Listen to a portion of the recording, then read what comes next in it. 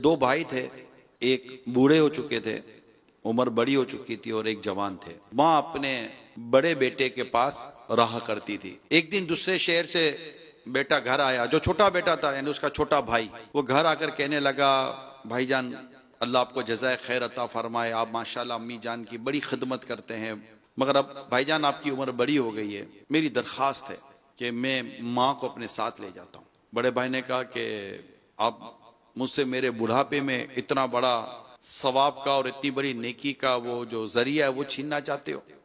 میں ماں کو نہیں دوں گا۔ یوں دونوں میں ماں کے تعلق سے بحث چھڑ گئی، حتیٰ کہ جب چھوٹے بھائی نے زیادہ وہ کیا تو دونوں بھائیوں نے عدالت میں مقدمہ کر دیا۔ مقدمہ کیا تھا کہ ماں کس کے پاس رہے گی۔ قاضی نے دونوں کے دلائل سنے، دونوں کی محبت، دونوں کی عقیدت، دونوں کی چاہت، دونوں کی طلب مثالی۔ قاضی فیصلہ نہیں کر پا رہے کہ میں ان کی بوڑھی ماں کو دوں کس کو، چھوٹے کو دوں کہ بڑے کو دوں۔ اب قاضی صاحب نے کہا کہ مجھ سے تو فیصلہ نہیں ہو رہا، ان کی ماں کو لایا جائے۔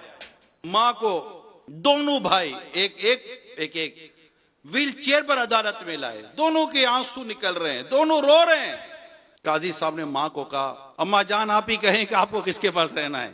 اماں جان نے اپنی ایک آنکھ اپنے بڑے بیٹے کی طرف کی، ایک آنکھ اپنے ایک بیٹے کی طرف کہا، جج صاحب آپ مجھ سے پوچھ رہے کہ مجھے کون سی آنکھ چاہیے، میں کیسے کہہ سکتی ہوں، میرا یہ بیٹا بھی پیارا، میرا یہ بیٹا بھی پیارا، نہ کوئی پیسہ نہ پائے، نہ کوئی جھگڑا نہ جائیداد، کچھ بھی نہیں، نتھنگ۔ ماں کے پاس ایک پیتل کی انگوٹھی تھی بس، اس کے بعد ماں کے بعد بھی کچھ نہیں ہے۔ ایسا نہیں کہ ماں کو جائیدادیں کہ ماں ورثے میں چھوڑ جائے گی تو مجھے مل جائے گا، نہ نہ نہ، اسی کوئی یہاں کوئی بظاہر کوئی دنیاوی غرض و غایت نہ دی۔ ایک ماں تھی، ماں کی محبت تھی، دو بھائیوں کی ماں سے محبت تھی۔ ماں نے کہا کہ فیصلہ تو مجھ سے نہیں ہو سکے گا، میرے دونوں بیٹے مجھ سے پیار کرتے ہیں، مجھے دونوں بیٹے پیارے لگتے ہیں، اب میں کیا کہہ سکتی ہوں کہ میں کس کے پاس رہوں گی۔ قاضی صاحب فیصلہ تو آپ ہی کریں۔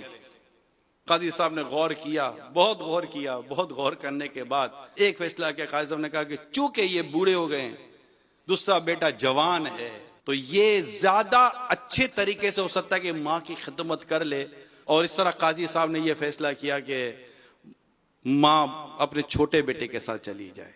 جو بڑا بھائی چیخا ہے، اس کی جو چیخیں نکلی، عدالت میں بیٹھے لوگوں کے کلیجے پھاڑ دیے، سے چیخیں مار کر پھوٹ پھوٹ کر رونے لگا، میری ماں مجھ سے چلی جائے گی، میری ماں مجھ سے بچھڑ جائے گی، میں اپنی ماں کی خدمت سے رہ جاؤں گا، ہائے میرا بڑھاپا کہ میرے اس بڑھاپے نے میری بوڑھی ماں کو مجھ سے جدا کر دیا۔